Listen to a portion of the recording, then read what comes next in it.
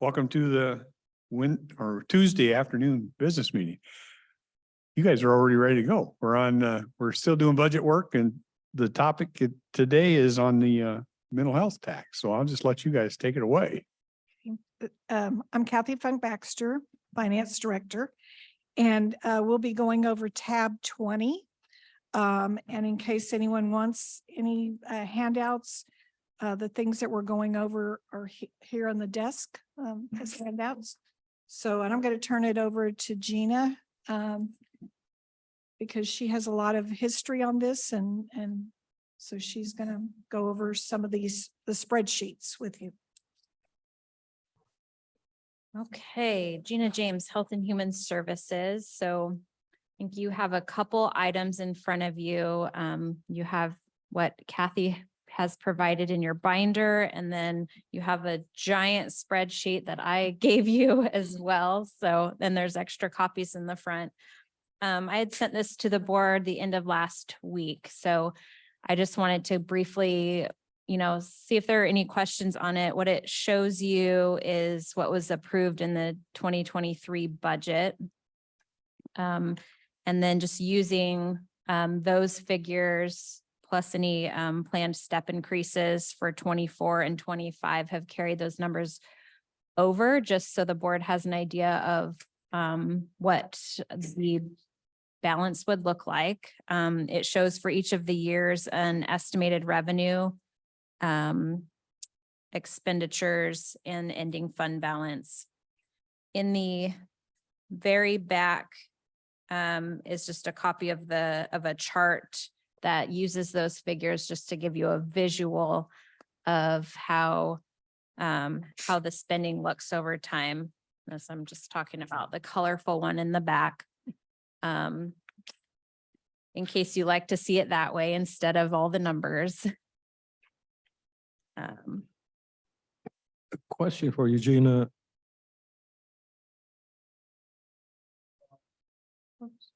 In 2025, you show a slight revenue. What is that from? That is just interest earned. So while there would be no revenue if the tax expires in that year, there is still a fund balance that could earn some interest. So it's just an estimate of potential interest earned. And then for Kathy, if I look at page 20, then the pie chart you offer there is assuming anything in particular, just a continuation of the spending level? Yeah, it's assuming status quo of the spending that was authorized in 2023, but as Gina said, with step increases included. And this is just to show you, based upon the current status, what proportion of the behavioral tax is going to different departments. So, so for example, corrections is receiving about 45% of the total mental health tax. So the long chart from Gina and your chart here are completely consistent. Yes.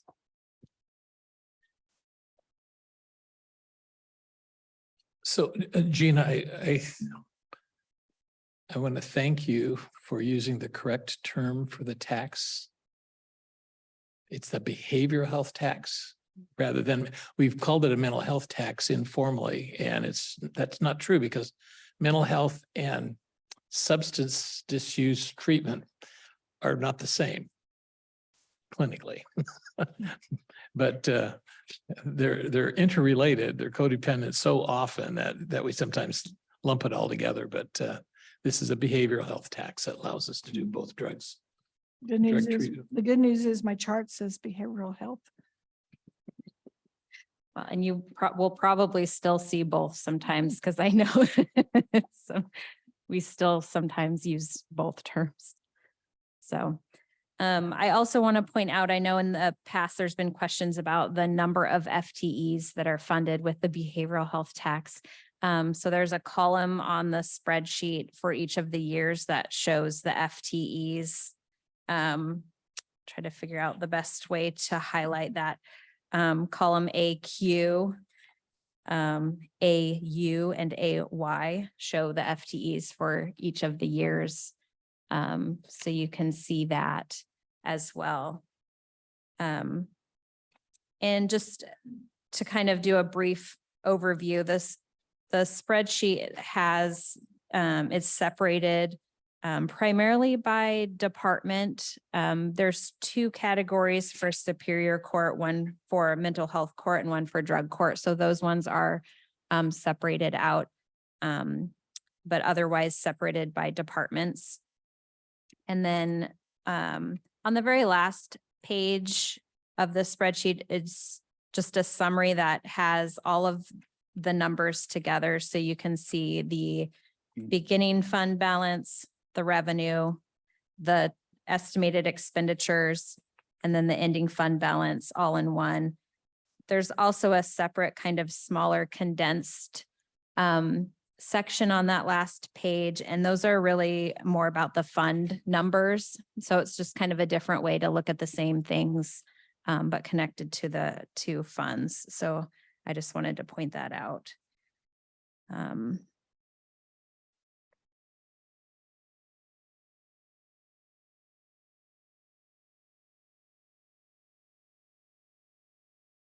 I reading it correct? The FTEs drops by 1? 11 to 10? Yes.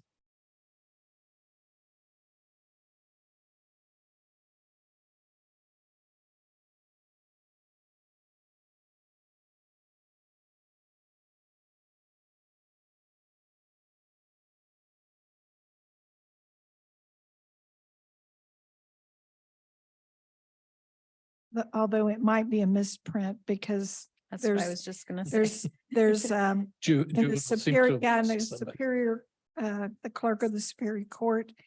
It probably should have been a 1 in 24 and 25. Yeah, Yeah, the funding so- is there, just not the one for the FTE.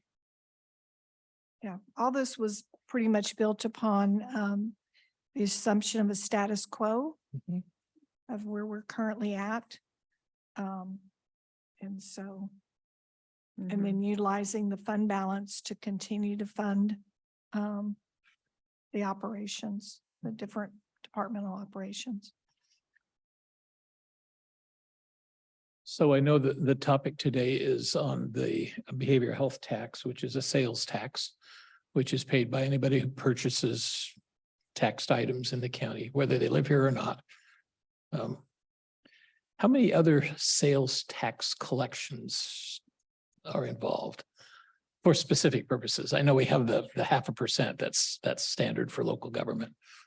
Well, off the top of my head, I can't exactly say, but I know there's a similar tax called, we call it law and justice, but it's for criminal justice. And it too is a 1/10 of 1%. And then you also have your rural public facility tax, which is a separate tax. But the rural facilities is a refund from the state. It's a refund. So it's not Yeah, an it's additional not the same. tax. It's not additional. And Um, then for those in the urban area, they pay 0.3% for a public transit. Mhm. So public transit, law and justice, mental health. I think that's the extra ones. And the other two don't have a sunset clause.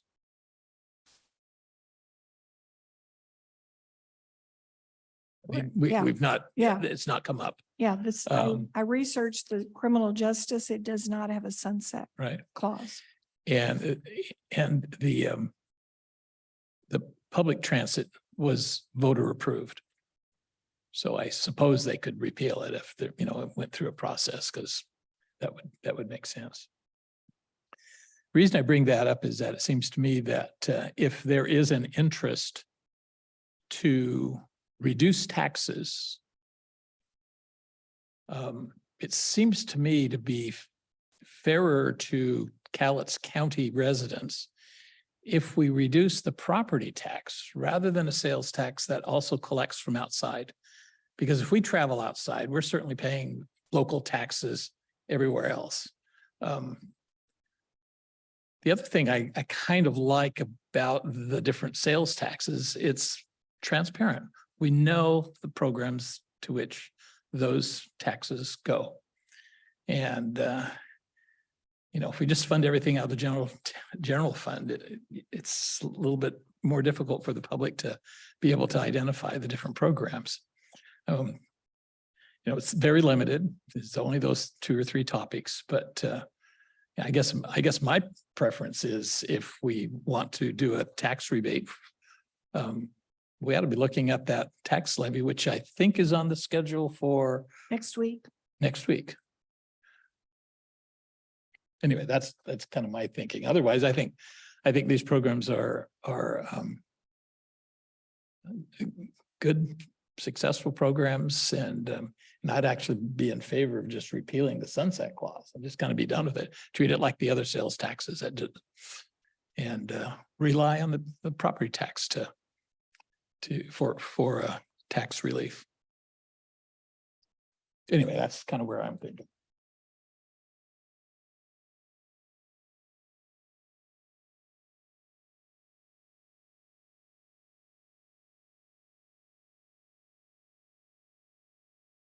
So and obviously, as I mentioned, that what's in front of you has an assumption that the tax expires only because that's currently what's in the resolution. So there is a timeline for the board. If you'd like to extend the tax, we would have to give notice. I think it was by no later than January 16th in order to give the state ample notice to continue beyond that March 31st end date for collecting the tax. And that would change, a lot of the numbers here. I think Kathy mentioned what's in here is status quo. Departments are here, and if there's any changes to budget requests, if there's additions or anything like that, it would be great to hear to see if there's anything they're asking for that's not reflected here to be aware of. So with that. I think out of everything that I received, I think there's one that was a new request. And it was from district clerk, right, Molly? It was for some additional training cost for 2024, and that was $9,700.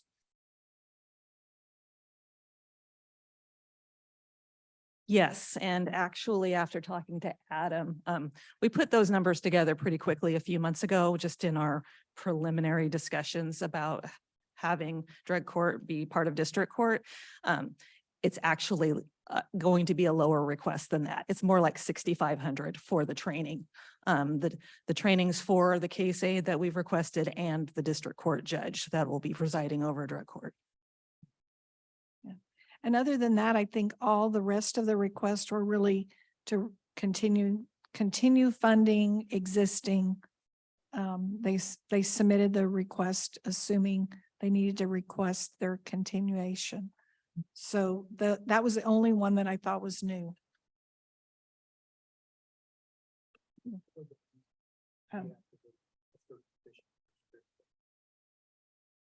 Under the behavioral tax. Oh, okay. Okay, yeah. So there was, you want to come up and? Yeah.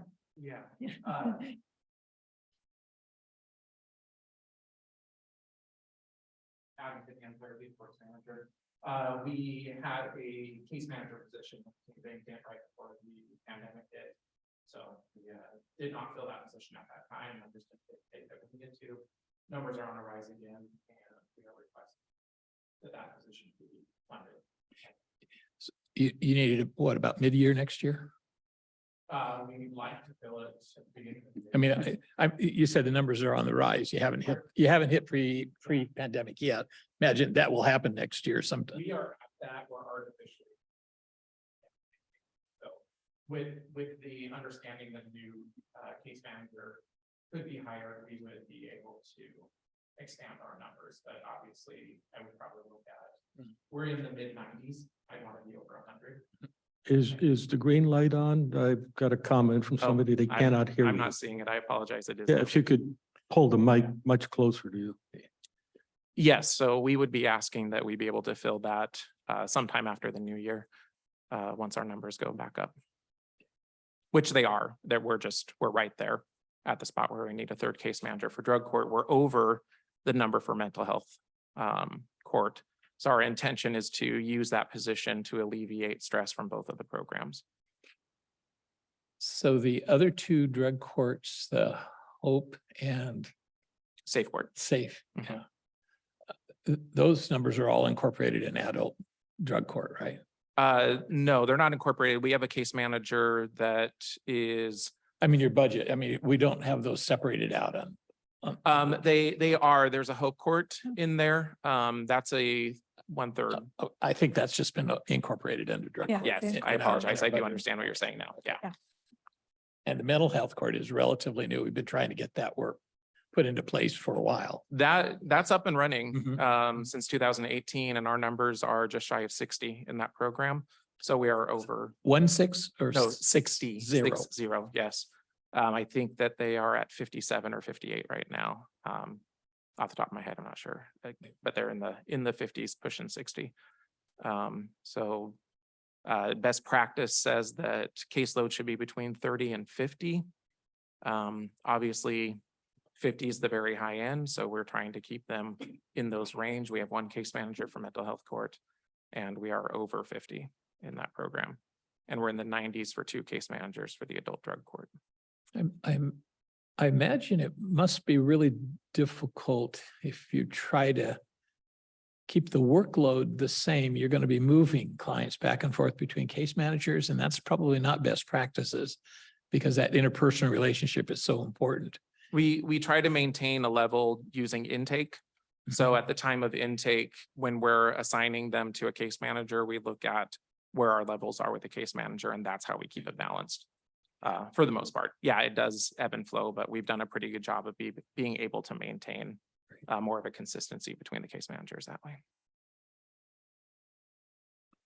So I am curious as to how the, I guess it would be the prosecuting attorney has been able to make changes Mhm. from simple possession. It's much more complicated.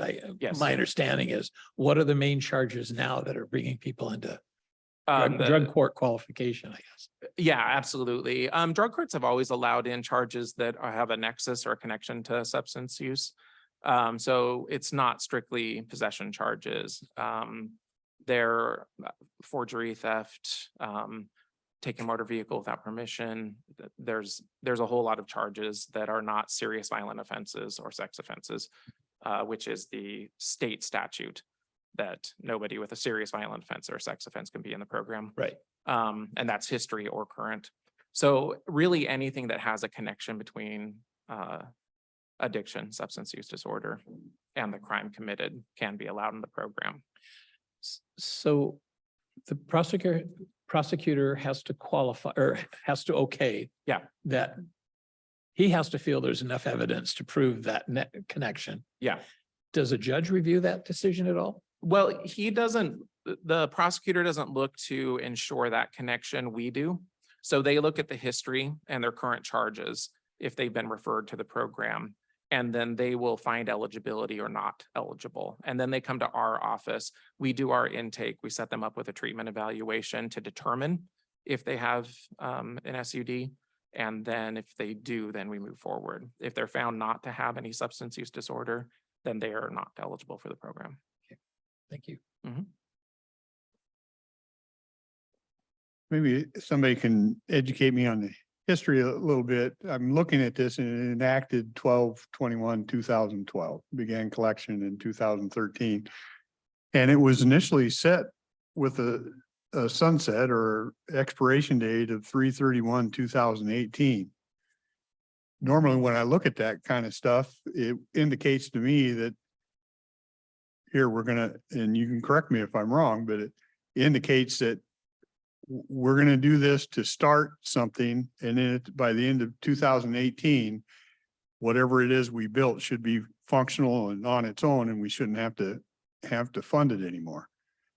That's when I look at that kind of stuff, that's the way it reads to me. And so I'm just, if if you know the history better than I do, I'm willing to listen to that, but I'm wondering why we would start, if this was meant to be a forever, like these others are, the Law and Justice and the other, why was it set with an end date? Were we trying to build something and then it should be on its own? Is this on? There we go, sir. So historically, I'm not the best historian of the entire program. When I started doing the drug court for Superior Court, it was 2011. We were working under a federal grant, a startup grant that the feds gave us. It's about $1 million over 3 years. That was used to build the program from a very tiny program up to be a pretty functional program. At that point was the time when the behavioral health tax option became available, and that appeared to be the best way to fund the program going forward. So the county enacted that tax for that purpose, with the understanding that about 1/3 of the tax revenues would ultimately go to the behavioral health courts. About 1/3 was to go to, I believe, treatment. Commissioner Weber may remember more of this. And then 1/3 was to go to uninsured health costs. Prevention and education was that other third. Okay. Yeah. Okay. There were some different pieces of it. And it wasn't a hard, fast number, but that was kind of what the intent was. When we were coming up on the sunset that would have happened in 2018, and I think it would have probably been 16 or 17. We had a meeting much like this. A number of folks came and spoke as to the value of the programs, and everybody felt this was still the best way to fund those programs, as opposed to pulling it out of the, the landfill money or something else. To use money that the state had essentially set up to fund these kinds of programs. They can't be used for other types of programs. So that's the history. It wasn't intended, as I understood it, this was going to be a funding source for these kinds of programs in the county, because we have such a huge problem with drug abuse, mental health issues, and all the things that go along with that. So that's the history to my recollection, and I think that's pretty accurate, if I recall. Neither Arnd nor I were on the Uh, commission in yeah, I just- 2012. That's when I was elected, so I hadn't taken office yet. Yeah. And I remember they had that clause, that sunset clause, which is not part of the state law, from what I understand. It's not. No, I don't believe so. I think it's. So that was something that they added. And Yeah. And I will confess that I thought that the voters, like the public transportation tax, the voters should have a chance to vote on that. And that didn't get very much traction by anybody else. And they said, boy, if you it's like pulling the tax out, the revenue out from underneath the programs. We can't hire people for the long term because the funding is not going to be secure. And we never did refer it to a vote of the people. So, and again, I think I've stated this pretty clearly before, that the judges don't take a position on how the commission funds things. That's your job, that's your business, how you do that. We have a number of programs that are funded by this tax specifically. There's a number of other programs that aren't our programs, the MAT through the jail, for instance, that are funded through this program. That's a significant benefit to the community. It seems to me that it just makes sense to use that. But again, it's the commission makes a decision how you fund programs. We ask that the programs that we are proposing and the positions we're proposing be funded. How you do that is up to the commission, but we're a different branch of government. We don't tell you how to do that. But we believe the programs need to be funded. This seems to me to be probably the simplest way to spread the cost around so that they are funded. So, and I don't know, I was a little confused why we were here today. We'd given two very lengthy presentations about this topic to the commission. And so if there's specific questions you'd have for me, I'd be happy to answer those.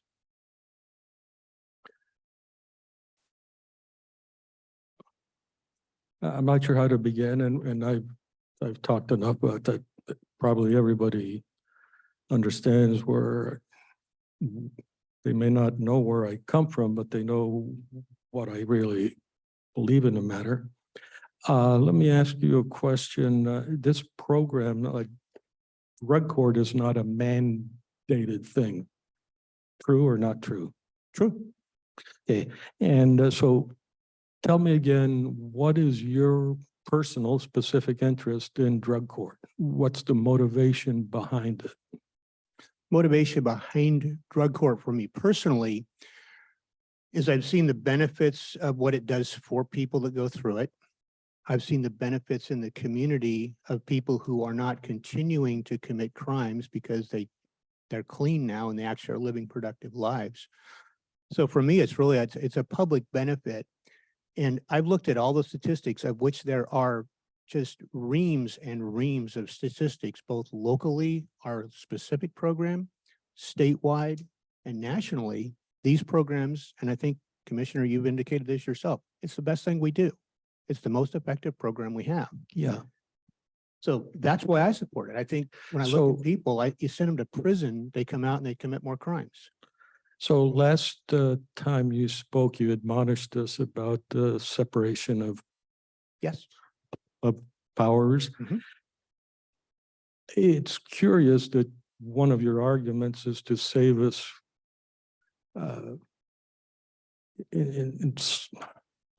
let me skip that part a moment. I have difficulty with some of the arguments. And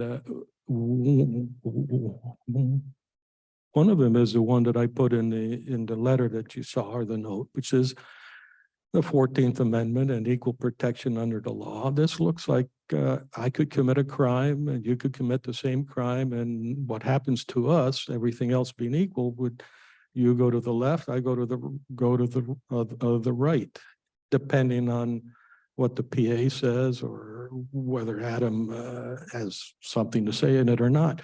At some point, it's the law is an instrument of making things unequal, unfair. And I really am loath to get involved in that. Additionally, part of the arguments I hear is that it's much cheaper to do it this way. Look at the money we're going to save. I would maintain that, back to the argument of separation of powers, that's going to be something for us to decide. For you, it's just what is legal and what is not legal. So it's strange that there'd be such a dichotomy going on now, and I'm like scratching my head trying to figure out what's the underpinning. The blackmail issue is really bothersome, but then on top of that, Excuse me, the what issue? the blackmail issue. If you don't take care of me, if you don't put me through the special program, I'm just going to go out there and commit more crime. I don't think I've ever made that argument, Commissioner. I'm sorry? I don't believe I've ever made that argument to this commission. No, it's not explicit. It's implicit. It's implicit in the argument that says, if we don't have drug court, it's going to be more expensive on society because these people will continue to commit crimes. And I look at that and I'm thinking, in addition to that sort of narrow focus, there is an issue about is there a negative unintended consequence? This morning earlier, we had a citizen speak about the unintended consequences of not prosecuting for small violations. And I look at this, and as soon as anything we do seems unfair to the public, we are causing trouble. I can say we can parse everything in detail, case A, case B. What I have to do is look back and see, have things improved since the inception of drug court? The answer is, I don't think so.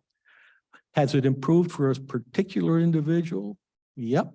You brought up some examples, some excellent anecdotal examples, and they've done pretty nicely. What I can't get from anybody is a total sum of what it has cost us to put that person back on the rolls.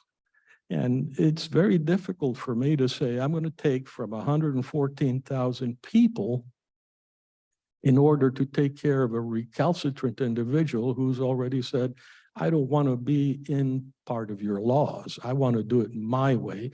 And my way means hitting someone over the head. Other issues I have are, we're on the brink of trying to extend the program to district court also.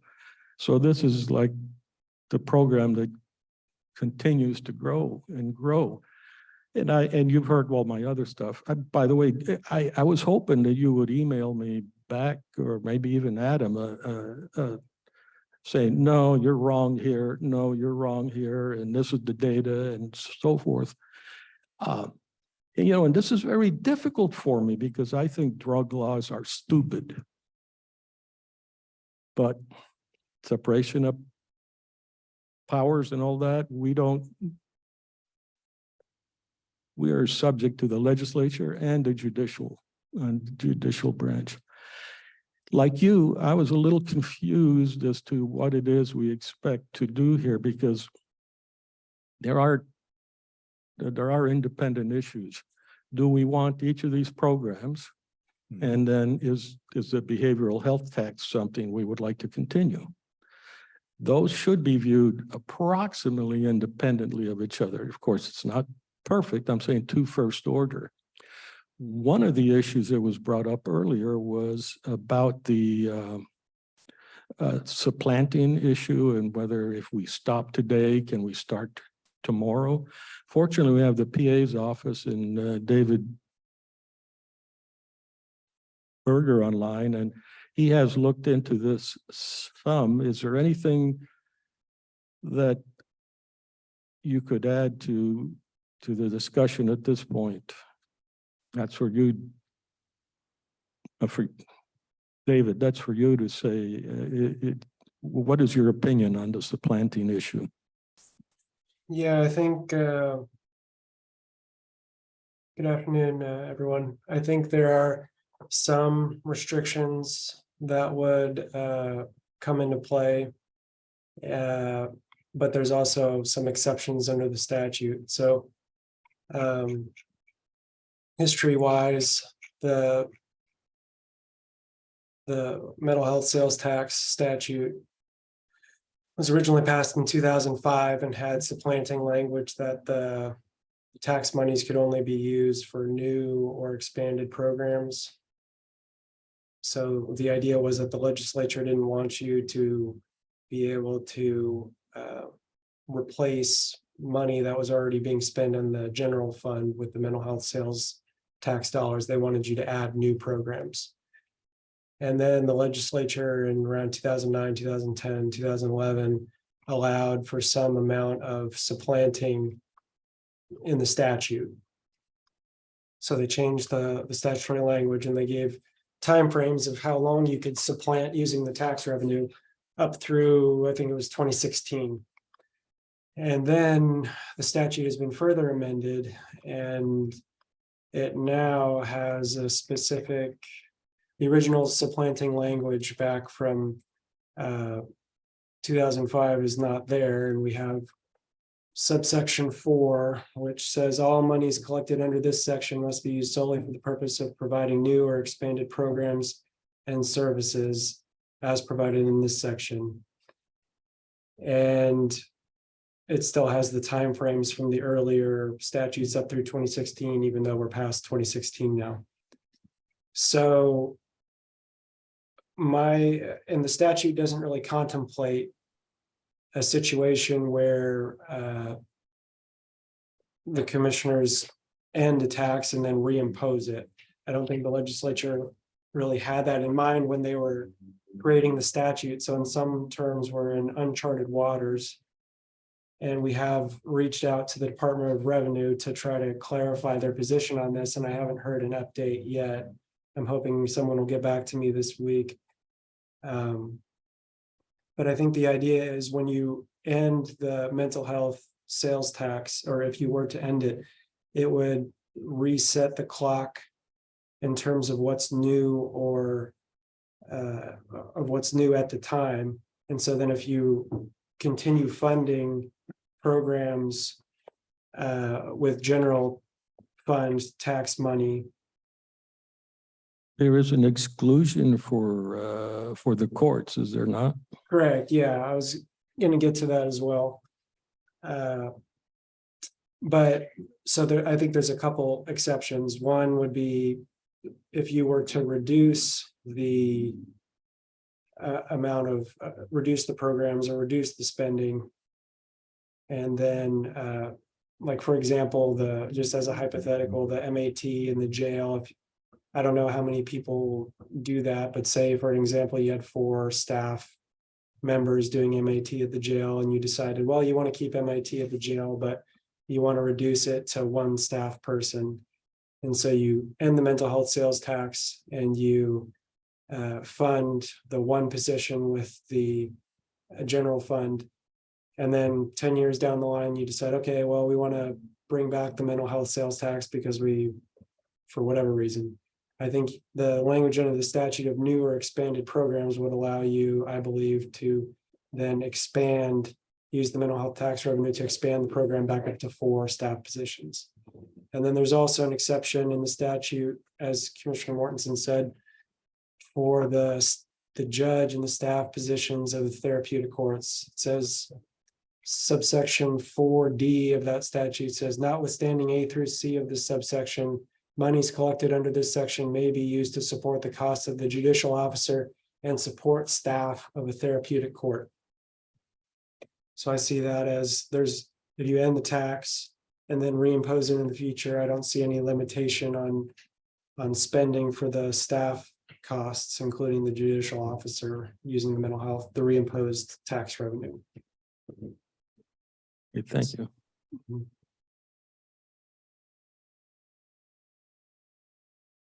So kind of What's the- summary, there's some restrictions, but there's also some flexibility left in there.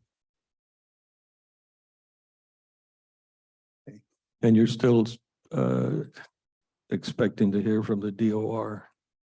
He said, yeah, Gina asked me an additional question today. And I was drafting up a response to my contact up there. So I was gonna reach out to him and ask if he had heard anything as well. But yeah, he did say he would get back to me. So he understands this is an important decision and we're needing an answer. So he also agreed with, basically, I kind of paraphrased what I said to you all today, and he personally agreed with my interpretation. And he's basically a staff person on their tax team. And they have their own attorneys that they work with, and he was gonna elevate it to their attorneys and who are their experts and get back to us. So we have this staff person agrees with this analysis, and we're just waiting on sort of their attorneys' opinions.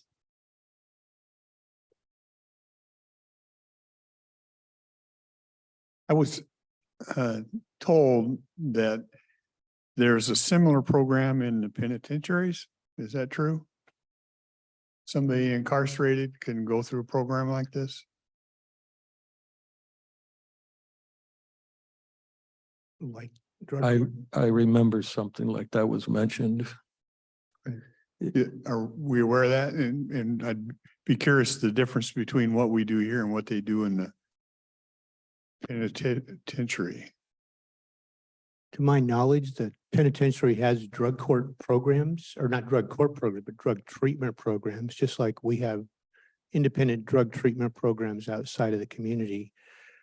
I know we do a certain sentencing option, which puts somebody into what's called a prison drug offender sentencing alternative, where they are given priority to get into those programs. Not everybody gets that particular sentence. It's a much shorter sentence than a standard sentence typically. It's a longer community custody, but it provides treatment through the institution. It's not a drug court program. There is no other that I'm aware of anywhere that is similar to what drug court does. our treatment programs. Mhm. Correct. So you can, we have the ability to try and get them into a program even if we sentence them. If they don't go through this and we say, you're gonna spend 5 years in jail, whatever it is, but we can get you in a program in there is, we There's have a, that nu- there's ability. there's a number of sentencing options that judges have. We have what's are called standard range sentences where people are given a certain amount of time depending upon a lot of factors, which could be anywhere from 20 days up to 5 years, whatever they qualify for, given their criminal history Yeah. and the charges and that sort of thing.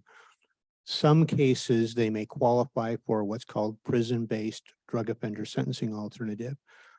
That's a program where you send them to prison and they spend a portion of their sentence in prison in treatment and then a long portion, an almost equivalent portion out on community custody. There's also what's called DOSA, which is a drug offender sentencing alternative, where we sentence people into the community treatment where they're out of custody the full time, but they're under DOC supervision and they're in treatment. So there's a whole variety of things. Then there is the drug court program, which is a separate entity altogether, and they're operated differently. They don't have regular review hearings like we do in court. So the success rates of regular treatment tends not to be as good as what we've seen in the drug court programs. That's why we like them. Is the outcomes. We'll look at results. But we can order people into treatment programs under lots of different sentences. And how effective those are, it depends on how well they comply. They don't have a lot of supervision over them other than DOC. So It feels on the surface like a little bit of duplication to me. I mean, if we can, and I don't know what the success rate of it, of the programs you can get them into.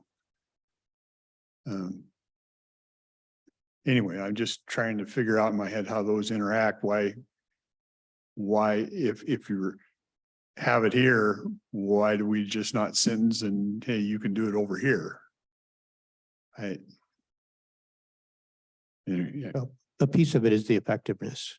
I mean, the data that I've seen that we've submitted to this group shows, and we've got some of that on our of the reports that we've done of our program, comparing them to people who are incarcerated. The recidivism rate for folks who go to prison and come back out of prison with treatment even are way higher to the, I think it's, if I remember correctly, it's around 80% recidivism rates.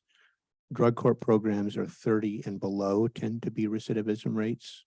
Successful drug court graduates, I believe, are down even way less than that. Yeah. So we look at the effectiveness of the program.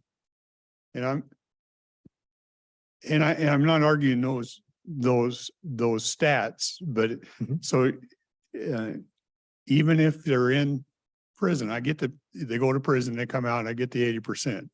We probably see it in all kinds of crimes. But what I kind of heard here is even if we send them to prison and put them through a program, they still come out with a high recidivism. The program doesn't do anything. It's high. It's not maybe as high as people without treatment. I mean, I think treatment helps people that have drug problems, generally speaking. But we don't know what that I don't that know. is. Adam, do you aware of any data on that specifically? I don't have the data. Yeah, On that definition. But in terms of changed behaviors, if you're confined in a jail environment, those incentives to change your behaviors are not going to be as powerful as if you're with family and friends. Mhm. And I would probably buy into that. I'm just trying to get a figure what that is. If it's, is it 50%? Is it 40? Is it, I mean, I don't have exact statistics on that, but I will say I used to work for DOC, and when I was with DOC, I supervised offenders who were both on a residential DOSA program and drug court program. And anecdotally, I can tell you that I wished that I could have supervised my residential doses the way that drug court clients were supervised. The court component of it, the amount of times they saw the judge, the communication with treatment to the program, the involvement of treatment with the program far exceeded what we're able to do, DOC was able to do with the residential dosas. So there, I saw far more success of my clients that were drug court involved versus ones that were on DOSA. I can tell you that anecdotally. Yeah, As far as any statistics, I don't have them, but there was a marked difference in my time there of success that I saw between the two groups of people. Yeah, I think we need to be very careful here because we don't really have a proper control group. In some sense, when you go into drug court, it's a self-selected group. And that just means it's going to be biased towards success right off the bat. And what we tend to need to do is address the full universe of things that happen, not just the people. A lot of these people would be, no, I shouldn't say it that way. Behind my mind is NA and AA work pretty well. Yes, and they work better when there is a supervisory authority mandating that they go so that they can build their support. I don't know that you can say that. You can say that for a class of people, having a supervisory authority is necessary to get them to the point. Yes. Because the public out there that is committing the crime have the option to attend any NA or AA kind of thing, or go through many of the programs that HHS offers. They do. But it ends up that you have to grab them when they commit a crime because they've eschewed that opportunity. Yes. I don't really know how to think about what we really should do. I know I'm pressing on the drug court hard, but I think it's because we really want to do the right thing. I know we all do. I mean, I can say some good things about drug court, which actually I was going to ask the judge. Very often in cases of crime, we ignore the victims. Mhm. In drug court, I believe requires restitution. Yes, Is that right? yes, absolutely. Is the drug court the only program that requires restitution? It's not the only program that requires it, but in the requirement for restitution, they have to graduate the program. They have to pay that restitution before they graduate the program. That's not the case in other programs because Well, I was thinking more specifically of the program that the chairman was saying. Are there drug treatments in the big prison. house? Yes. So in those programs, the payment for restitution, to my understanding, won't even start happening until they're out of prison. They just don't have the funds to be paying on their court fines. So that's usually becomes a stipulation when they're at DOC, when they're being supervised. But those charges can go on. They can choose not to pay them, or they only pay $5 to $25 a month on their fines, fees, and restitution, and that can be drawn out for a long time. And that only addresses the tangible issue. So if somebody hits me over the head, I may be traumatized for the remainder of my life, even though all I lost was $105. So in that case, in any victim case, we reach out to victims and have a conversation with them. We explain the program to them, and we ensure that they don't object to the client coming into the program. So there is victim communication. Any restitution is required to be paid off before they can graduate the program. And then if they don't complete the program, if they're not doing what they're supposed to be doing, they continue to go on warrant and they're terminated from the program, they get the time that they would have gotten had they not started the program. So we're either looking at success in the program, or they do get the time in prison or jail that they would have gotten previously. And the victim has a say in that.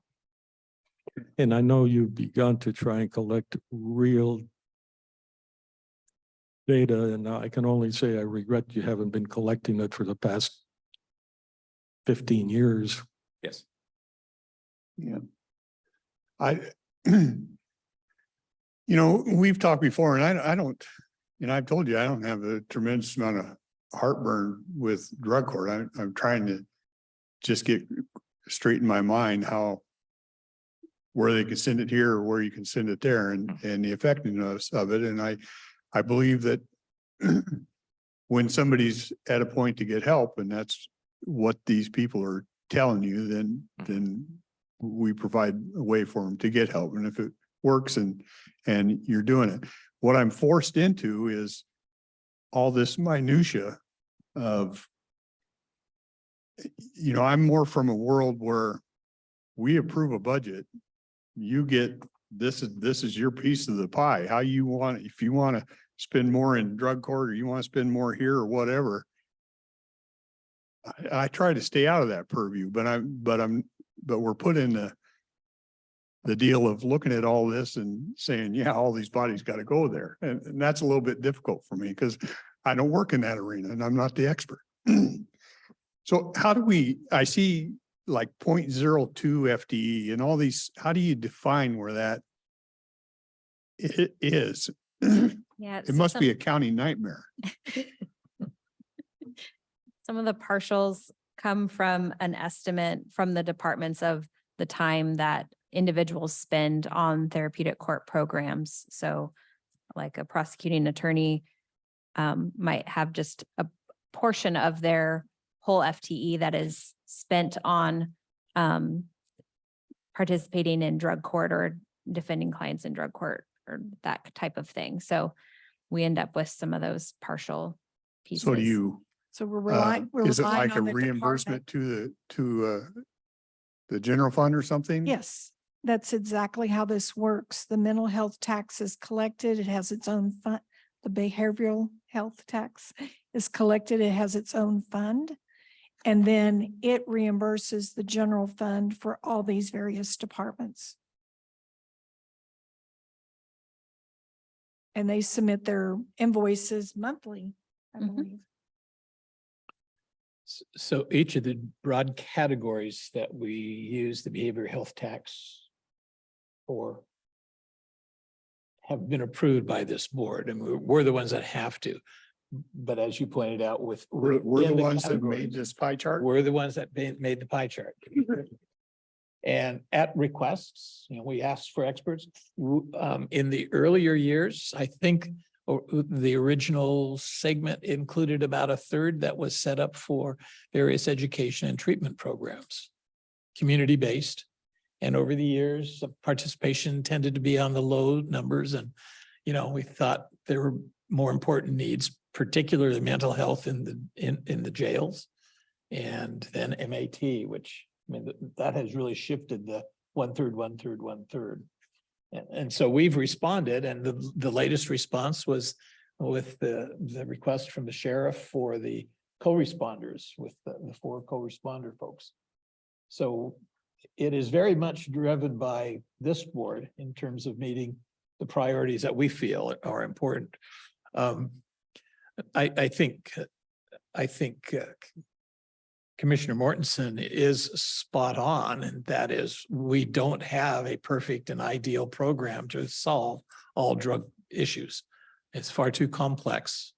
But we keep trying, and we look at different ways to reduce mental illness or reduce the impact of mental illness and reduce substance abuse. And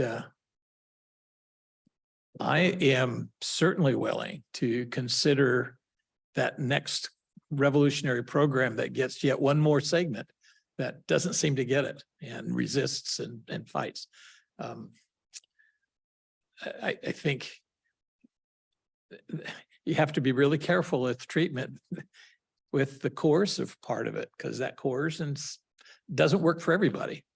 And so that's the frustration. That's the frustration part. Same thing with dealing with homeless. You can't force people to do certain things. It works for a lot of people. I think community house is a great example where it's basically coerced. You're out if you don't follow our rules. And a lot of people can respond to that, but obviously not everybody, because even community house had to kick out about 10% of the people that asked for help. So it is one of the difficulties in dealing with the social services, because it is so complex. You try the different programs. And certainly, I think drug court has convinced me that it reaches a high enough bar to continue with my support. To be honest, the question, I still have a question about the effectiveness of the mental health responders with sheriffs. We've just had it for this year, not even a year yet, and that's a little bit short time span to really identify what kind of advantages we're having. I anticipate getting a report back from the sheriff next year when he's had a little bit more experience on that. I think the MAT it has some different metrics. The jail is the last place you want people to go through drug withdrawal, and that's often what happens, and that triggers all kinds of other horrible behaviors, which I believe has really gone down quite a bit with the institution of the MAT. But again, MAT is just substituting one drug for another. I mean, I get that. I understand that part of it. It's just a little better controlled circumstance. And again, the importance of mental health counselors in the juvenile justice system, I think, is important. Oftentimes, that's the first time they get somebody to pay attention to them with their mental illnesses. There's this similar value for having that at the adult jail as well. I've shared this story before of the conversation when county commissioners from different counties get together, almost invariably gets to the unlicensed mental health hospital that every county operates with jails. And, the more we can do to lessen that impact, the better. So I think the different programs that we've come up with, for the most part, hits the goals of trying to reduce the impact of mental illness and drugs. I wish there was another program that we could learn about that would get the rest of the people and solve that problem. I'm all ears, and we've got resources that we could apply to it, but I've yet to hear of one. And I'd hate for us to get into a situation where we make the perfect the enemy of the good, because perfect is a pretty tough standard for any of us to reach. So I don't know where we stand on things. Did you want to? Yeah. Well, I'll just lay out what I struggle with, and it's, I can pick on this program. I can pick on all kinds of programs. If something like this came before me and it was not already in place, I'd say, no way. I don't know how long we need to keep tapping the people doing things right to pay for the few that don't want to behave by society rules. How long do we keep taking out of good people's wallets to pay for people that don't want to get along? But the program is in place. So then I'm looking, how can we make it work efficiently and do what we want it to do, and take as very little out of people's wallets as we can. And so that's the place I get stuck in. It's a philosophical thing. Government is not the solution. I don't care how long you want to preach to me that government is going to provide an answer for you. They're not. They just do not. And you just can't keep taking from people that are trying to live by the rules for the few. It's not a big percentage of those that refuse to. Do we need to help? Yeah, I'm a man of faith. You need to help those that want help. And these people come in and they want help. We need to find a way to help them. And this does some of that. But it's not the panacea. It's not the government is not the salvation to all the world's problems. We got to get out of this business and enough said. That's soapbox. We're with this program. I appreciate all the detail. What I'm seeing bottom line, if it just expired, and I'm not saying that's going to happen. I'm saying if it just expired everything runs through 2025. Right, if the board approves what is in, for 24 and 25, we could fund what we're currently funding for 2 years. And I would, at the very least, as Commissioner Weber was alluding to, like to get some input on what segments of here are maybe not working like they should and should be redefined and maybe done elsewhere. I'm not so big on, if we need to add something, then something needs to come out. Those type of things, reworking of that probably needs to be part of the process, since we're put in that position. But I do have a person on the line if you want some more. Yeah. Yeah. Again, I'm not sure how we should go about things here. We've got the opioid tax that, or not tax, but the payout from the Settlement. opioid settlement, that I'm perfectly happy throwing that into the pot, this kind of pot. I do have, I don't have confidence in the mobile crisis team numbers that have been spent time with the sheriff now. They're basically 4, but probably in fairness, because it takes time to speed up, to get it going. Maybe you can only say it's 2 in actuality. The sheriff's group has never provided us or me any information, any updates of any kind at all. The updates I've received are from the mobile crisis team people themselves, and it's pretty much they're wanting to create their own welfare system. And I know when I approved this, I had no intention of duplicating any of the extant welfare systems. I had intention that the deputies would get help for an instant. The instant meaning the instance, not the instant. And I don't think it's worked that way. And so I would like us to cut them back to no more than 2. I prefer just a single mobile crisis team member. I would probably want them to report to the sheriff like I wished before, not contracted out. And I know there are all these arguments about the sheriff doesn't know about mental health and all that, but he sure knows about staff. He sure knows about operating a sheriff's department. I cannot assume that the sheriff is the best crack shot out there and can drive a tank. So why should I expect him to be able to drive a mental health issue? He hires the right person with the right credentials, and I'd be a lot happier seeing that happen. So I would like us to consider a proposal to cut that.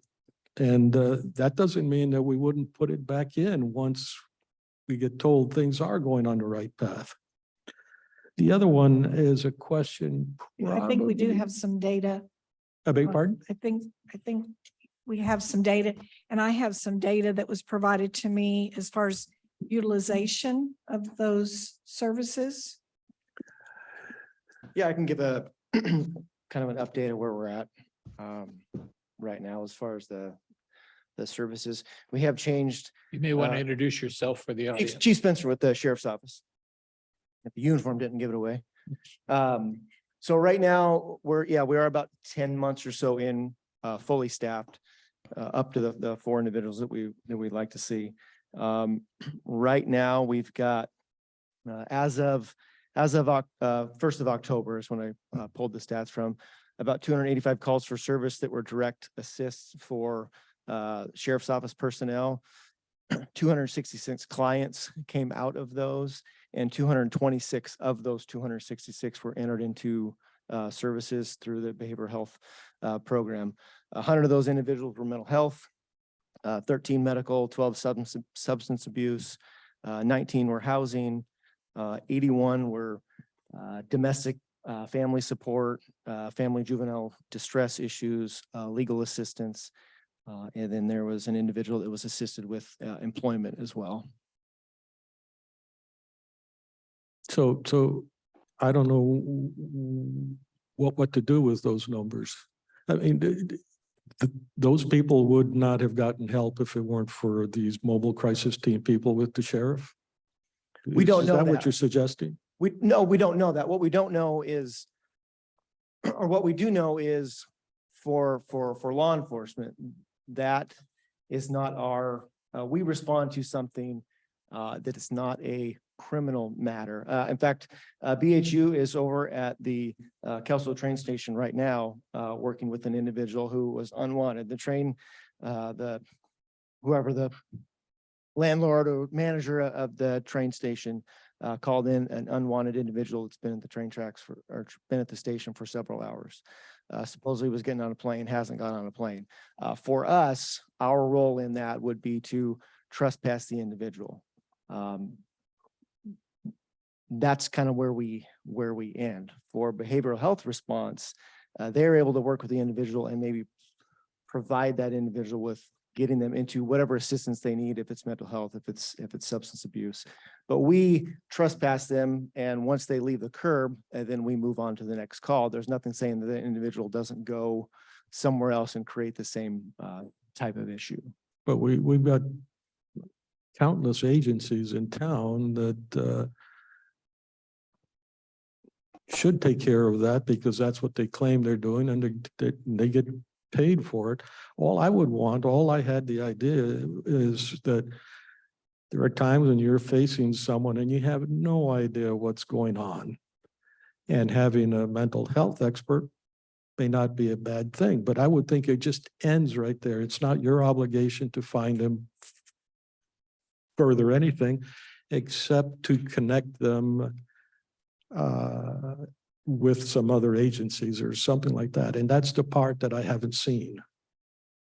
So I want you to go on a call and feel protected and safe. I think deputies are always exposed, and I want to minimize that. And if a mobile crisis team is able to do that, I probably can handle that. Well, I believe that's what they are doing. I think that's the call that came in. I'm talking about the unwanted that I'm referring to. The call that came in came from the police.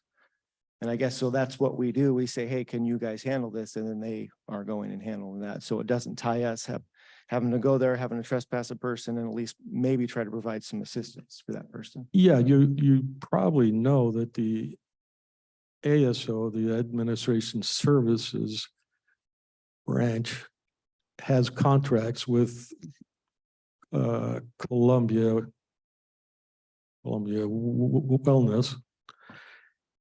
And they're supposed to provide you on a call that. So because they haven't been doing that, you went out and got your own people. And I'm thinking, let's go more slowly at that, just starting out at ramping up at 4 when we had 0 before. I'm thinking, why don't we do a little bit of proof of concept? Well, I think we established that in the beginning that this was a pilot project. We didn't really know what everything, how it was going to work and the benefits and things like that. And so we're obviously, open to readjusting or revamping or taking a different look at this program and the benefits of it. So, because again, it was new to us. It's new to a lot of agencies. I know that the Longview Police Department started a program similar to this, and they have since now hired 2 individuals that are City of Longview employees and not contract employees. And so they went through a year and a half process, and that was the outcome that they came up with. So based on the numbers that you've provided us for 10 months, I think I might have done the math wrong, but it looks like 248, you said you've had 248 clients. 266 clients. Well, that shoots my math all to pieces. But anyway, we're talking about 6 to 10 clients per responder per month. Okay. So then the question is that a good purchase of services for the money that we're paying? What would the goal be? What should the goal be? Yeah. Should it be like 15, like every other day? If we have those kind of crises, and But at the same time, this is a pilot project. We were just getting started. It's not, those early months probably wasn't very active. So Arne and I have agreed for years that we need to be looking at those kinds of metrics to figure out, are we getting value for this, for service? There is that qualitative element that's always involved with service, for service delivery. But certainly the numbers can help us make informed decisions. And I'm not sure, should 15 be the goal? And what do we need to get to that? You know, what different approach can there be? The co-responders are key for connecting with the ASO emergency response team, because they're covering a 5-county area. And so they're spread pretty thin. We have eight officers now that can provide the connection with those who are really trained to deal with the meltdowns and the emergencies. Well, in the immediacy of that, I mean, to be able to have radio contact with an individual that can respond from the local area is significant for us as well, because a lot of times, and they do a lot of follow-up with their clients. They make several contacts with the same client to try to build that relationship and get them into the services that they need. And that is the immediacy that they were able to respond is significant, I think, in a lot of people's cases. Not everybody, like we've established, but significant in a lot of people's cases to get that immediate support and start building that. You know, if you say, oh, in a week, would you like to, receive treatment? You can say, sure.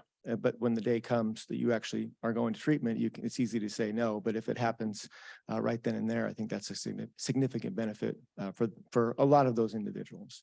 And you're right. We have a saying, 10% of the population is 90% of the problem. And so we are, doing a lot for a smaller percentage of the population. So it is definitely, we do need to look at it, and we need to make sure that we're allocating correctly within this program. What are the guidelines? What are the numbers that we would like to see? Of all those calls, how many ended up in requiring a DCR to show up?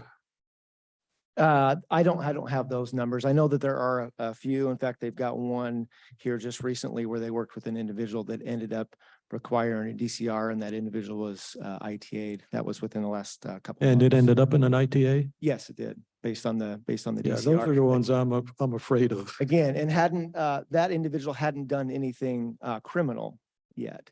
And so a lot of times we get the complaint of, well, I have to wait for something bad to happen for you guys to do something. And unfortunately, sometimes that is the case because we can't predict the future. BHU was able to work with the individual prior to something bad happening and get them in contact with the DCR that ended up meeting the ITA criteria. Just for my own edification, how long did it take for the DCR to show up? I don't know in here. I know it has been on other calls that I've been a part of. It's been up to an hour. It's a problem though, isn't it? The latency? It's a significant problem. I mean, especially with our staffing issues and things like that, when we've got, 4 or 5 people we're trying to patrol the county, and we're having to sit with an individual for an hour, depending on where we're at in the county as well. It can be an issue. Yes. I've got Thank you. questions maybe for Adam. And We, on, we do have a hand up. Who's been waiting? Or are you? Yeah, but Okay. And like to kind of get the questions Yeah. done in the workshop, then we'll and one of- certainly take comments on the and they are workshop. also one that is asking for some additional budget on their line item because of the escalations in the contract. It's about over what they're currently getting. It's about $30,000. Yeah, there was a Increase. COLA, their union agreed Yeah. to a COLA increase for the next 2 years. What is our total budget? 403 is not, 403? Uh, So, This particular one is 403 per year. And so no, there- county budget, bottom line, what's our total what's our total roughly? county budget? Yep,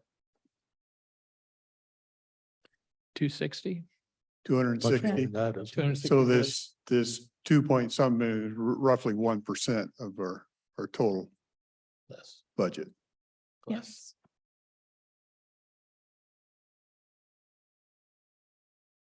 The only reason I ask is I keep hearing, well, it's only a penny on a $10 bill. And I said, well, then we should be able to save a penny every $10. Yeah, but And I'm just trying to think, if we're talking 1%, just through simple efficiencies, you should be able to fund these things without taxing. But So a question for Adam. it- And I'm not sure how, I'm really trying to understand the universe of of the people that would go through drug court if they could. And so one way to ask that is, are you currently monetarily constrained? Like if you could hire another 10 people, you would hire another 10 people, 20 people? Currently, if it was up to me. Yeah, And you were feeling generous, I would ask for 2 new case managers, one for mental health court and one for drug court, so that we could expand the programs. and are you being cautious there? Um, It's, No, not right now. So I would say right now that would be an appropriate amount to allow us to take in more people to the programs and expand them in the future, because there's time for growth. There's growth time. In the future, we could, possibly continue to serve more people, but Yeah. I see, that's an issue I brought up once before. The program definitely, you just have to sit through drug court once or twice and your eyes will speak to you, or to someone as hard-headed as I am. So I would like to figure out a way by which the drug court technique can be offered without enticing someone to commit a crime in order to get into drug court. That for me is it's a sticking point. I don't view things the way you do on that. I don't think that there's a lot of people in the community, from my perspective and my interactions, that commit crime with the thought that if I get caught, I can just do X, Y, or Z. Oh, no, I agree completely. Okay, But it's kind of like instead of dealing with people only that commit a crime, is there a way we can entice people to come into, like, I should go to a fat farm where for 3 months, they don't let me eat an Oreo cookie or, I stuff would like that. join you right there. I would love a diet at the court. Twix bar. Yeah. If we could have a sugar court or a carb court, I'm right Right. there with you. So I'm just saying you have a good formulation. As best as I can tell, it's the best around. Yes. But it's segregated now to only people who commit a crime. And I'm Yes. like, good So- grief. I understand that, and we have had calls. My son is, engaging in drugs, and can you help him? And the answer is, unfortunately, our office can't. Although when we do get those calls, we give that person resources to contact SUD treatment centers and things like that. But there's The something. problem is that without a criminal offense behind it, there's no teeth, as you will. There's no way to hold somebody accountable, and it's the accountability, the requirement to go to treatment, the requirement to go to NA or AA or some other sober support group. That's really what gives it its teeth and its foundation. And without that, any other program doesn't have that. Right, I'm off. There are lots of athletic organizations or early PE where if somebody screws up, the whole squad has to do the push-ups. Mhm. I mean, we have to figure out how to get people, because I don't know that you have to. I think you can get their enthusiasm and desire built up which is essentially, I think, one of the reasons drug court has what it has done, what it has is all of a sudden people see that there is something worth fighting for. A lot of it is tied to the judges. I've seen that, but I do have trouble with the unequal issues of the law. With the what? What I said before, two people committing the same crime, one goes to drug court and gets a bye essentially, and the other one ends up in jail. Yeah, it just, that doesn't bode well for the unintended I- consequences. You might be surprised that I don't see things quite or much differently than you do. I would like to help more people. That's where I could say, yeah, if we could get 10 case managers, we can help, 500 or so people. Do you remember one of the first times we met was because you were part of NAMI, and Yeah. I have been donating a little bit Mhm. to NAMI on the side. Yes, I do. And NAMI is a fantastic organization. I wish it was more present in our community currently. Yeah. I understand what you're saying, and if there was a way to engage people at the level that we do in drug court or any therapeutic court outside of the court system, I think that would be a fantastic program if there's a way to do it. So I hope you conclude from this at least, the bottom line is we're losing. And we've got to think outside of where we're patterned. And I don't disagree with you on that we have to think outside. I think what we're doing is we're battling on the front lines, and that there's a whole system behind us that is not engaging at the battle at the level we are. And I think that risks going into politics, especially above our own community here, to talk about what that systemic issue is. And I would gather that you and I would probably see eye to eye on that. We're doing what we can here at a local level is really all I can say. We're doing what we can on a local level to battle issues that are created well above our heads. I have a question for you, and I apologize because we're kind of morphing. Everybody seems to tie this to drug court, and I kind of hate that a little bit Yeah. because it kind of morphs into a discussion on your program Mhm. but the question I have, and I'm just going to give you an opportunity to clarify, because I hear, well, the graduation rates aren't anything. Right. They don't graduate a lot of people. I hear numbers of 8 and whatever, small numbers, Oh, but I don't think it's, and I was going to give you a chance to explain, I don't think it's a simple thing to graduate. There's quite a few hurdles that take place for a person to get to that point. absolutely. Graduation, right now is not a great time to look at graduation. We're building back up. The pandemic, we graduated in 2020, I believe it was 36 people. We did not have that replacement amount coming in. Looking back on year to year, it's anywhere from 20 to 35-ish a year. But when someone enters the program, it's mapped out to be a minimum of a year. So if you opt in today, you're not even looking, and then we have graduations 4 times a year. You're not even looking at possibly graduating until November of next year. So there's a lot of overlap with people where they're out in the program. I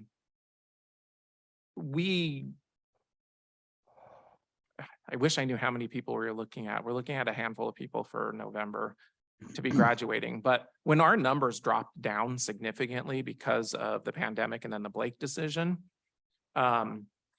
and then the prosecutor opened up eligibility to allow more people into the program, we took on a lot of people all at once. So now those are the people that we're working through the program to get to the point where they're going to graduate. So we're now starting to see those people hitting that point, that maturity there, that they're at that point to be able to graduate. So our numbers have rebounded back almost to where they were pre-pandemic. We were at about, I think the day before we shut everything down, we were at 104, I believe.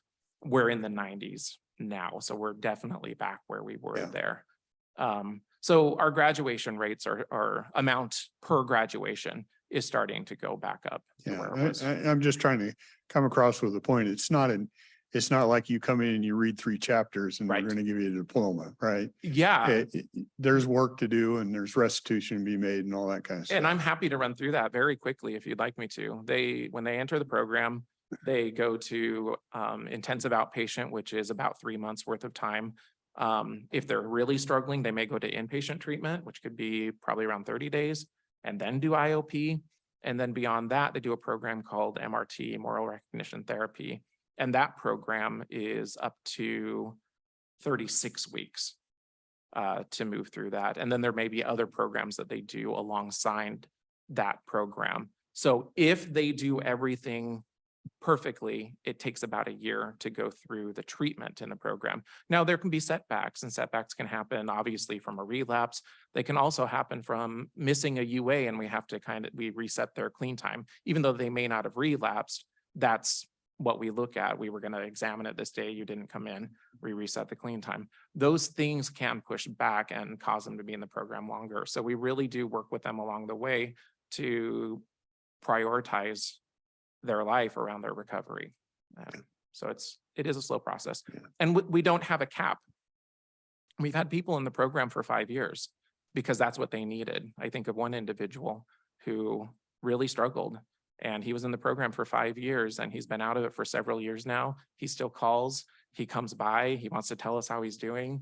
And so I've always argued that we should never have a cap. We should never kick someone out because of the time they're in it, because our goal is not to get people through the program for any one individual. Our goal is for a lasting recovery and to reduce crime in the future. Sorry for the rabbit hole, but I No, thought it was important to know that it's just, there are some pretty big expectations Yes. for people. and I That, appreciate that it. last example is kind of intriguing. It has a lot of potential for a lot of questions. How does he support himself at this point in time? With this individual, he's working. He has a son that I believe he has sole custody of. I believe he responded to our survey, so I could go back and pull him out individually Yeah. to see if he's receiving any kind of welfare or anything currently. I'm not sure about that, but I would have to look back and see that. Although it may be hard to do, would you be willing to put into the drug court agreement that the person has to be in touch, however you define that? I want to be very careful, but for at least for 10 years? I can discuss that with the attorneys. I mean, we may be looking Yeah. at constitutional issues there. If I'm sure there are, but if you state that that's what you'd really like, Mhm. when they graduate, if they feel that sense of gratitude for what you've done for them, maybe they'll follow through. Yeah, I don't think you can go send the police after them. Right, yeah, Yeah. if they don't, but we can discuss that, or that there's the hope or the expectation that we would be able to reach out to them for beyond graduation. I think that's kind of consistent with what you mentioned about an alumni association of, Yeah. a group.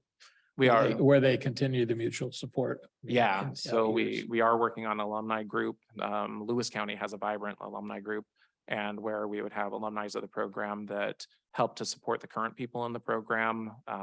We're working on a 501c3 drug court foundation. So there's several things we have in the works right now that are pretty exciting. We could probably talk all day, but so back to the So next why are- steps in so why budget. are we here? Yeah, So. We're having a workshop on drug court. yeah.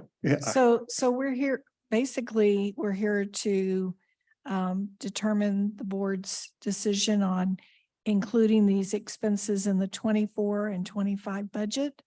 And with the understanding that the revenue is also estimated to be only through March. So that's really why I'm here. So when you when we get a look at the whole budget, you're asking us should we use these assumptions and then we can change Yes. it if we want? Yes. Well, I think you just, because no decisions are made, I think you just run your assumptions on what you know. And if we make a change or a difference in that, then we can adjust Right. the budget. But what we Correct. know right now is this law sunsets at this point in time until we make a determination to either keep it or not. Correct. And we know these are in place at this time, so unless I get real disagreement here, I think you just work your budget on the assumptions that we know. And I'm here for clarification, just to make Yeah. absolutely sure.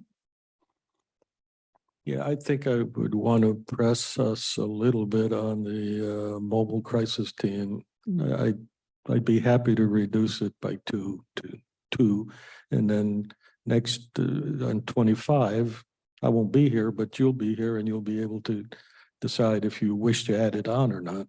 And I'm not disagreeing with you. I'm kind of along that line. I'm just thinking when we look at the total budget and we can say, hey, these are adjustments we think we should make to the total budget.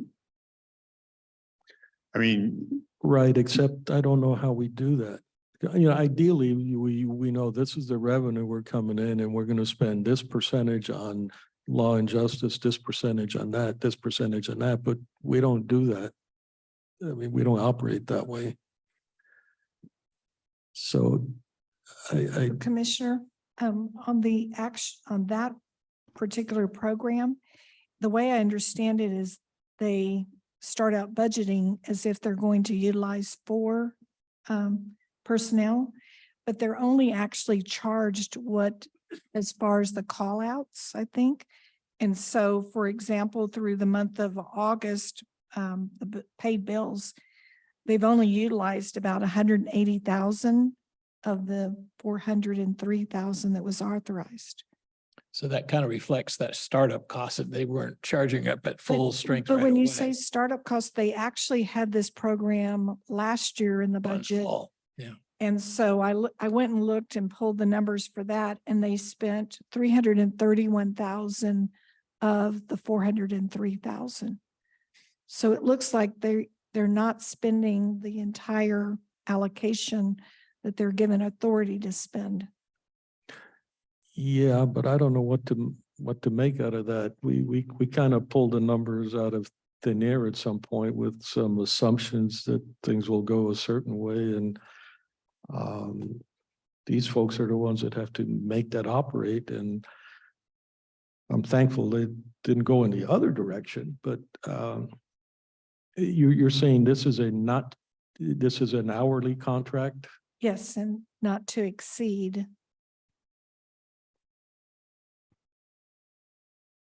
Okay, and When they did it, they estimated the number of hours worked, and that's how it worked out to be the 4 personnel. what's the hourly number?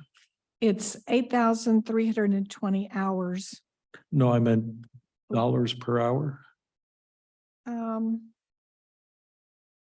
I don't have that. I don't have that on this list. I have that the total contract is approximately $403,000.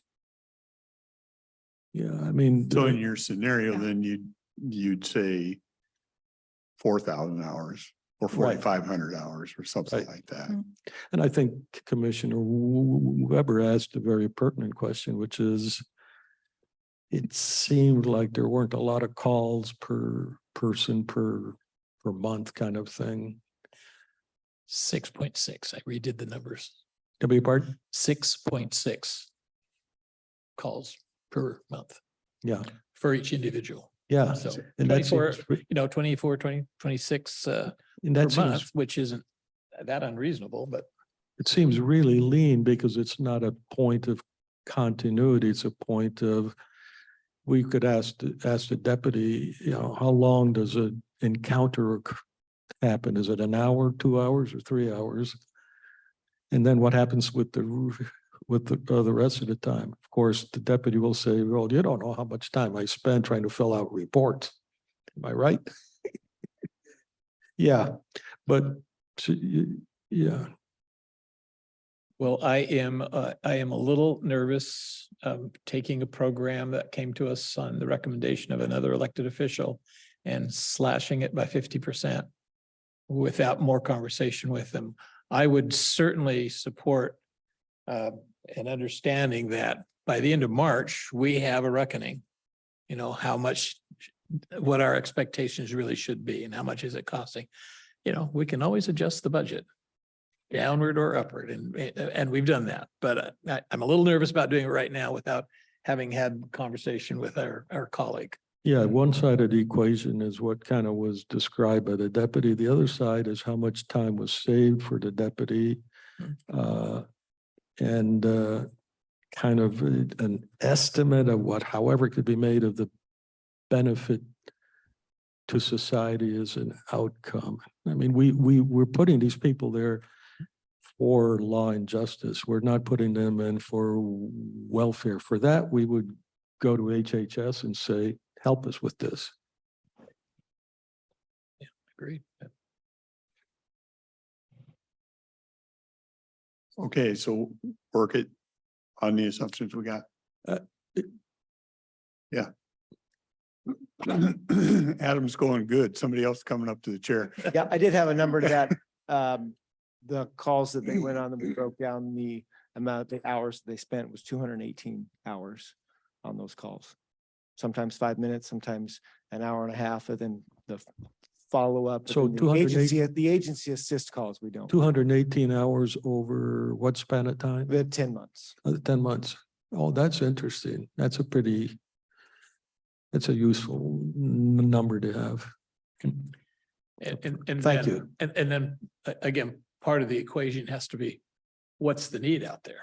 And of course, you know, the need depends on your perspective. If you're the one wanting the job, the need's huge. But that's where our law enforcement folks can estimate. If we have enough, then fine. If we don't need as much, we can adjust.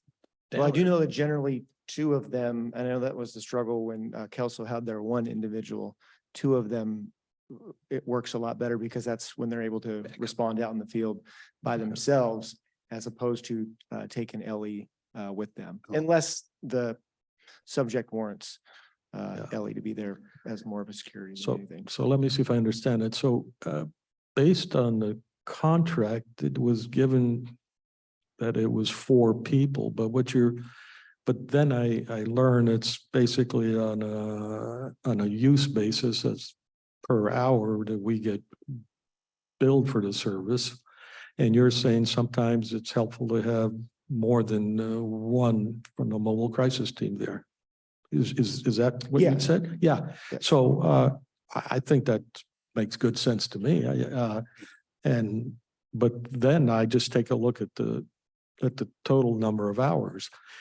I think we probably went on this thing earlier without really thinking through if it's like an hourly not to exceed kind of thing. And we've got 218 hours or something like that. I would say multiply that by 2 or even 3 and make that be the limit. It's one of those things where there's a pot of money, and I've had a lot of constituents hammer me on the head, say, if there's money there that is not spent, you'll figure out how to spend it, and we don't like that.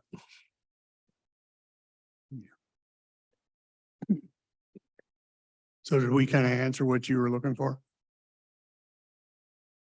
I'm good. Okay.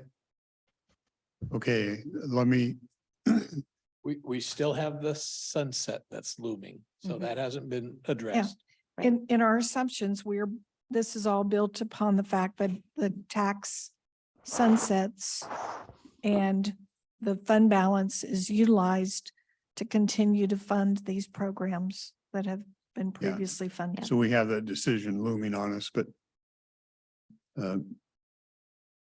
I would still say do your budget on what you know at this point in time, and we change it, we amend the budget. Okay. Okay, I have had the member of the public patiently waiting. Tom, go ahead. Yeah, good afternoon. everybody. I don't want to rain on any goodwill that might be developing in the room here. This is deadly serious work. I am going to say evidently Commissioner Dahl needs reminded again of the cost to the taxpayer for incarceration. It's $696 for the first night at the Cowlitz County Jail, and then $95.80 every day thereafter. Jail is considerably more expensive to the taxpayer he claims to champion. Once again, I appreciate Commissioner Weber's best efforts, and I offer my sincere gratitude to all the providers in the room who are doing this difficult and important work. But a clear pattern has emerged since Commissioner Dahl joined Commissioner Mortensen on the board, and it doesn't take a soothsayer to read the tea leaves here. From attacking Meals on Wheels to denigrating Hope Village, from going out of their way to block the West Longview woman seeking emergency funds for the culvert drainage problem at her home, to drastically cutting or terminating funding for disabled and developmentally delayed citizens of Cowlitz County. From sabotaging the functionality of our Superior Court with their nakedly partisan rejection of a sixth judge, to their current threat to kill the so-called mental health tax that brings us to this room today. Commissioners Mortensen and Dahl have made it clear they do not believe government should help all people, just themselves and their supporters who share their warped and vindictive worldview. They are engaged in tyrannical misfeasance and gross dereliction of duty. If they pass a resolution to literally tear down an in-use and functioning county building, they would be stopped by a court injunction. And yet, their actions here are no less destructive or consequential if they eliminate this tax and kill the programs it funds. This is an important point here. Drug court is oftentimes literally a diversion, not only from exorbitantly expensive incarceration, but from death. That's not hyperbole, especially now that the scourge of fentanyl is upon us. The stakes of relapse are so horribly consequential. Drug court irrefutably saves lives, despite Commissioner Mortensen's bile-inspired gut feelings and tortured logic. I wish he would spare us his tired sophistry and just admit he doesn't want government to help people. I hope the respective stakeholders are ready to file lawsuits and seek injunctions, if not outright receivership over the county if this tax is eliminated and the programs can't be funded some other way. But there must be a response to the heretofore asymmetrical warfare Commissioners Mortensen and Dahl are waging upon the departments and programs under their care, not to mention the citizens of this county that rely on them. What they are doing is not fiscally conservative governance. They're waging an ideological war on the administrative state at the expense and detriment of the citizens of Cowlitz County. Enough is enough. Thank you for your time, everybody. Be well. Anybody else?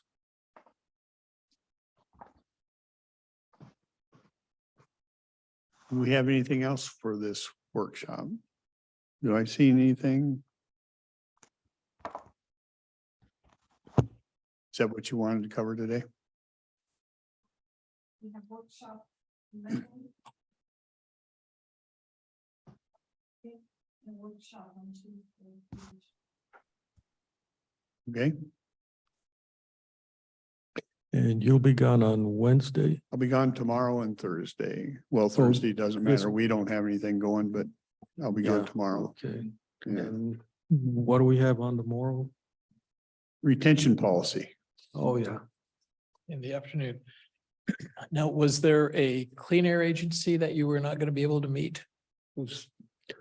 That's for November 2nd, I think. Second. I'd have, You're gonna try and make that? I'm still your, Kelly knows it. I'm still your alternate on that. Best of my knowledge, yeah. Okay. Yeah, sounds good to me. And that's Friday? You're pressing. me. Sorry. No, that's okay. Let's go ahead. We don't get, these kinds of conversations cannot happen in private, so let's take advantage of it. So I'm saying November, no, it had to be a Thursday. Let's see. It's a Thursday. It's a Thursday, 3 Okay. PM. I can make that. Okay. Thank you. Yeah, that's a good agency. Okay. Once again, Oh, thank you all one- for participating. We always appreciate it. even if you don't agree with this. One quick question for Yeah. you, Rick. Was there anything about the retention discussion for tomorrow that, Not that I saw right offhand. okay, I think it's been looked over by our attorneys and has it not? yeah, Yeah. do you expect any decisions out of tomorrow?